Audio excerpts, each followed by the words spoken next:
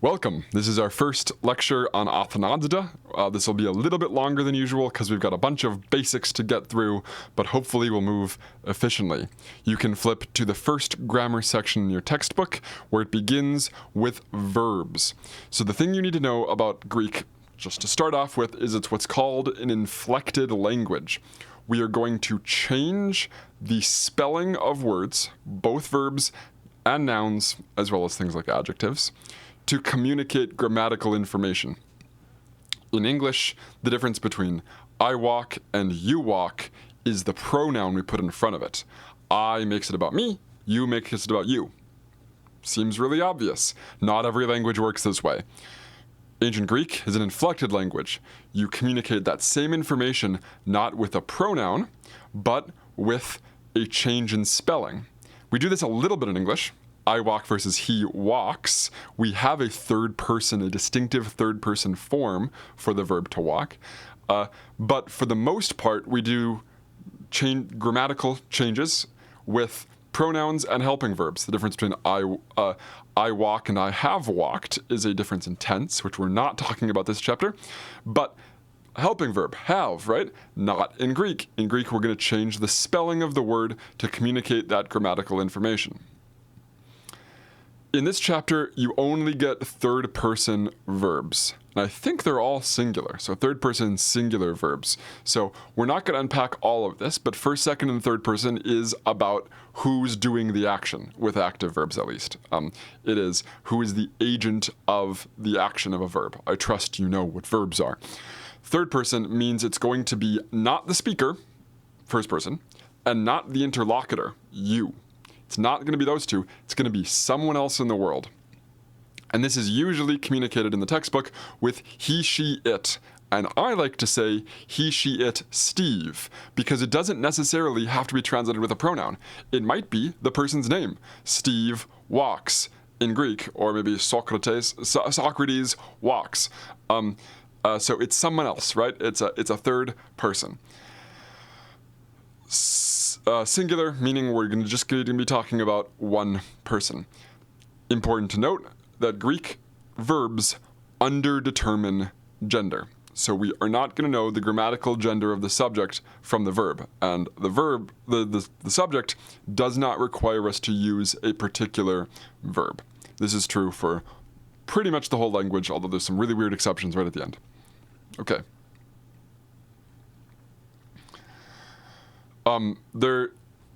Because the spelling changes, there is, for a Greek verb, something called the stem.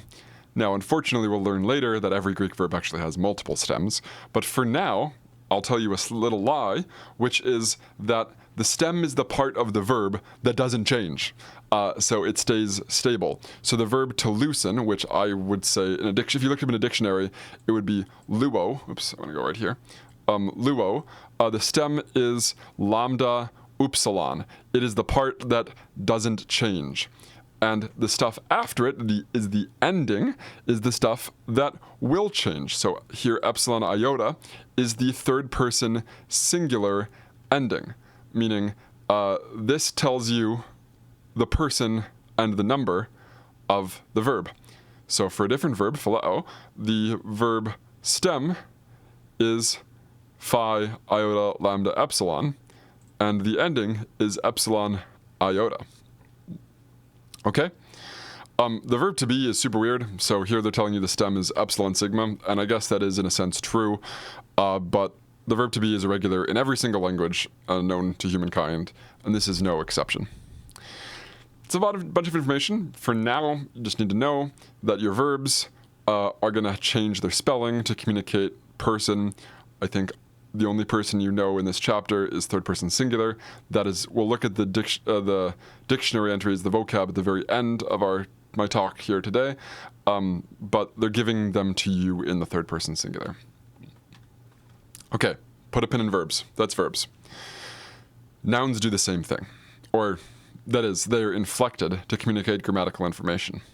What kinds of grammatical information? Well, the easy ones are number, which we do in English too, right? And the difference between a dog and dogs is the letter S, right? That's a change in spelling to communicate grammatical information.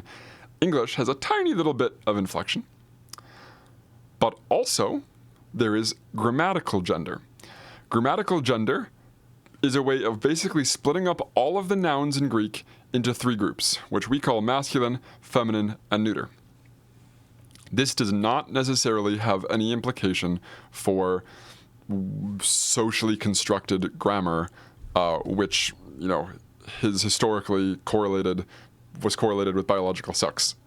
We're not talking about that, right? That isn't what grammatical gender is. Obviously, there are times and places where people who are socially masculine use often grammatically masculine nouns. This is true, but it's not invariable. We'll find that there are neuter words that refer to children, and there are exceptions to this. So, most importantly, when we're talking about tables and chairs and books, these things will all have gender, but they're not being thought about as primarily feminine in the sort of socially constructed sex and gender sense, okay? So that's different. I believe all the nouns in this chapter they're giving you are masculine. Let's go back. So we've covered gender. Like the verbs, the nouns are going to have stems, parts that don't change. So here, this noun, kleros, has the stem klera, right? Farm. The sigma at the end, and to a lesser degree the omicron, which we'll talk about whether or not that's part of the ending or the stem. We'll say it's this part of the stem for the purposes of this chapter. That's the stem. So that's the part that's not going to change, and the sigma is part of what will change. Okay? Obviously, number is also going to be communicated by inflection, but here's the weird one. Here's the one you're not expecting. There are 3 parts to every noun. Their gender, their number. Every noun has gender and number. Every noun in Greek also has a thing called case. And if you've not studied an inflected language, this one is the one that you're going to take some time getting used to. In English, the difference between the dog bites the man and the man bites the dog is word order. We, in English, put our subject, almost always, with some funny exceptions, almost always in front of our verb, transitive verbs, verbs of action, and we almost always put what's called our direct object, the thing that is receiving the action, after our verb, usually immediately after. Few exceptions. We communicate the information of who's doing what to whom in English with word order. Greek doesn't. You can put the nouns in a very simple sentence with 2 nouns and a verb, like the man bites the dog bites the man. You can put those nouns in any order. And Greek knows who's doing what to whom, not because of word order, obviously, but because of the way they are spelled, because of the spelling of the noun. So, you are learning 2 cases. There are more. You are learning 2 cases in this chapter. You are learning the case used for the subject, which is called the nominative, from the word nomen, meaning a name. So this is sort of the vanilla. This is the basic one. We call it the nominative because it's also the name for the noun. It is the one you look up in the dictionary. It is your vanilla noun. And the nominative's primary use, 95+% of all nominatives, probably even higher, is to pick out the subject of a sentence. The subject of the sentence is what the spotlight of the sentence is on. And with active verbs, with normal active verbs, it is usually the person doing the action. Obviously, passive verbs are flipped, but we'll talk about that later. The subject is the spotlight, and with a normal active verb, the subject is the agent of that verb. Good? Accusative is your direct object. You spell a noun in the accusative when it is receiving the action of the verb, when that's an active verb. So, the man bites the dog can be written, man, dog, bites. And if you put dog in the accusative case, if you spell it like an accusative noun, then you know the dog is being bitten. But if you put the man in the accusative case, you know the man is being bitten. If you put them both in the accusative case, the sentence doesn't work. It doesn't make any sense because no one's doing the biting. There'd be some implied he, she, it, and there's too many things to bite. Like, it doesn't work. So if you put them both in the nominative, no one's being bitten. You've got man, dog, bites, and no one is getting bitten. So to make a good Greek sentence, you want man, probably dog actually, in the nominative, bites, third person singular, man, right? Dog is biting man? Yeah. Man in the accusative, probably singular. So the dog is biting the man. And you can put them in any order. What does that look like? Well, in the forms we're learning right now, and we're going to learn there are multiple declensions, that is different groups of similar spellings. A declension doesn't have any grammatical meaning, but there are multiple ways of patterns of spelling to which nouns belong. But the one we're learning right now, a lot of stuff to learn in the future, is this sigma ending is going to tell you nominative. When a kleros, right here, has this ending, that's the nominative ending, it means it's the subject. When anthropos, from which we get anthropology, has this omicron sigma right here, that omicron sigma tells where you're in the nominative. Those are your subjects. This omicron nu is accusative. The man, gorge, farms, cultivates the farm. So we know the man, the human, is doing the verb to the farm. Nominative, verb, accusative. This is English word order. Unusual in Greek. You might see something like this. Ton kleron, gorge, ho anthropos. Ignore the little words for a second. Those are articles. Those are the word the. We'll talk about in a second. And this is, the word order is jumbled here, right? You've got the farm cultivates the man. That's English word order. That's if we were to read this like English word order. But Greeks don't, right? Greeks pay attention to these endings. This nu tells you this is the direct object. This sigma tells you this is the subject. This is the nominative. So we know here that the human is doing the verb to the farm, even in this case where the word order is jumbled. Now, does word order matter at all for Greek? Yeah. This sentence is emphasizing the farm. It's saying, it's something like saying the difference between the human cultivates the farm, right? That's what this one's doing. It is drawing emphasis, putting the farm first. So drawing emphasis to the farm. Put it the other way, you might be saying something like, the human cultivates the farm. Got it? So there's some difference in emphasis there, but syntactically, in terms of function, they're the same. Okay, I skipped over this example because it's a little weird. Because the verb to be isn't a transitive verb. There's no direct object of the verb to be. It is creating an identity between two nouns. And because it's creating an identity rather than being a direct object, rather than someone doing something to someone else. So Ian is the professor. I'm not doing something to the professor. I'm the professor, right? So because it's creating an identity rather than having a direct object, we use the nominative for the predicate. So this is called a predicate nominative. I don't know why they don't use the correct terminology in this textbook.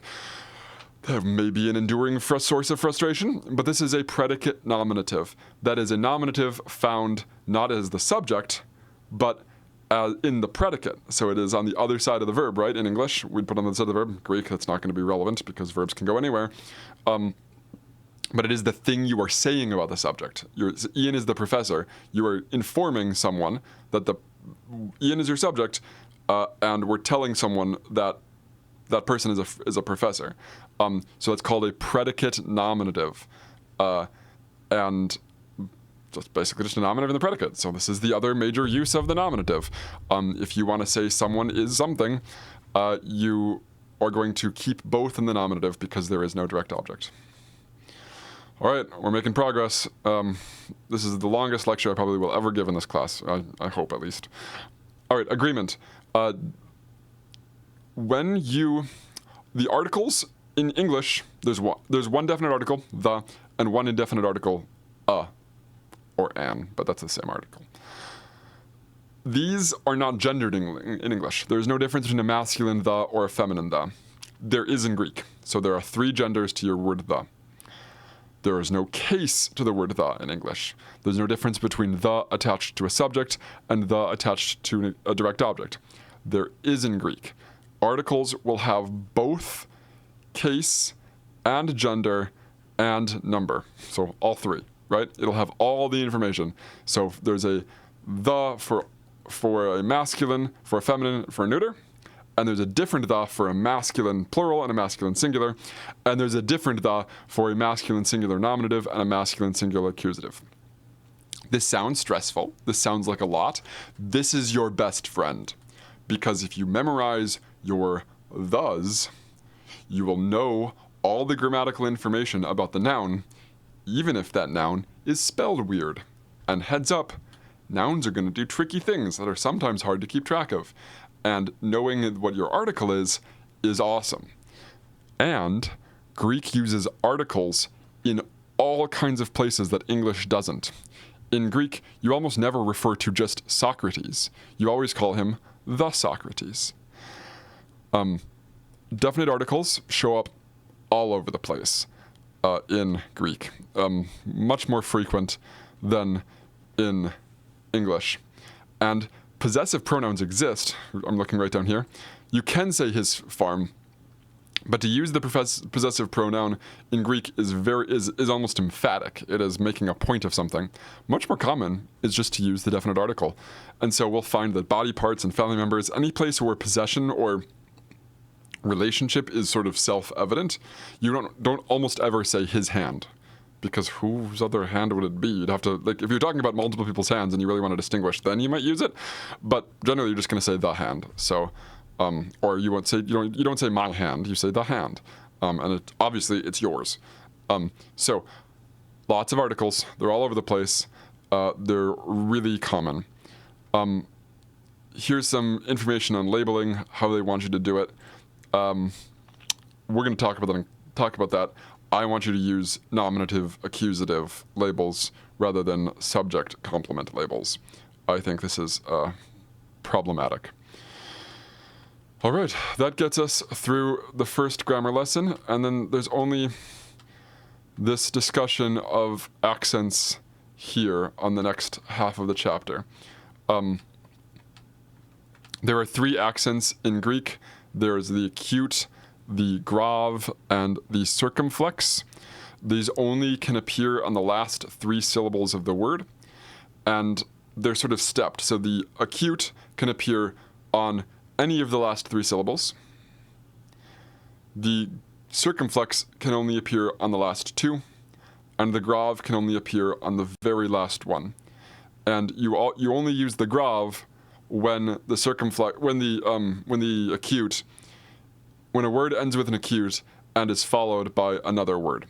So it's just another way of writing the acute when it's not the end of a sentence. Read over this. Don't stress it too much, but I do want you to learn the vocab words with their accents. So find a way when you are pronouncing this out loud, as you should, to sort of put a little emphasis on the relevant accent. And we'll talk about when and how you need to know accents in the future, but for the time being, it's safest to just learn these words with their accents. And of course, with their breathing marks, because that is a letter. That is not just a difference in tone or emphasis, but a letter in its own right. Well, if you didn't catch anything, I won't repeat myself, I won't reiterate things, because you can always go back and rewatch part of the video. You can pause my video and read the explanation and then compare it to what I said in the video. Hope you find that helpful. I just want to unpack really briefly what's going on in this vocab list. You have first all of your verbs given to you here in the third person singular. He, she, it is given for each of these because, of course, the verb, as we've discussed, underdetermines gender, but does determine third person and singularity. Then you've got the nouns. These are all masculine, so you're getting the masculine nominative pronoun for all of these. Just the letter omicron with a rough breathing mark on it. And they're all given to you in what is you'll know now as the nominative singular masculine ending. Ha, agras, ha anthropos, ha otugas. So go practice pronouncing these and pay attention to their gender. If these were accusative, as you saw in the exercise, and you'll see, it'd be tan agran. So the sigma changes to a nu. You have these adjectives. There's a discussion of these, which I've moved over pretty quickly, but the adjectives and the article, like the articles, are going to match the noun they're modifying. So the pretty field is going to be ha kalos agras, or ha agras kalos. We'll talk about word order later. It does become relevant, but don't worry about it for now. But if we're going to do something to the pretty field, it's accusative, we need to make the whole thing accusative. So then we get tan kalan agran. So you get the whole thing switched into the accusative, where the adjective and the noun are going to match in gender, case, and number. So adjectives, because they can match any noun, exist in all the genders, exist in all the cases, and exist in all the numbers. Some phrases here they're giving you as sort of set phrases. Don't worry too much about the pieces of them. Just know them for the vocab. And some adverbs, conjunctions, and particles. Conjunctions and particles and adverbs pretty much don't change in spelling in ways that are syntactically informative. They're not inflected. They do sometimes change in spelling for pronunciation reasons, which is what's going on with oo, ook, and ook. You can read the note, but it's just like the word a or an in English, where we put add an N onto it for pronunciation reasons when it's followed by a word with a vowel. It's literally the exact same thing. You add a consonant when it's followed by a vowel. So you add k followed by a smooth breathing, and k when it's followed by a rough breathing. All right, I hope that was helpful. See you soon.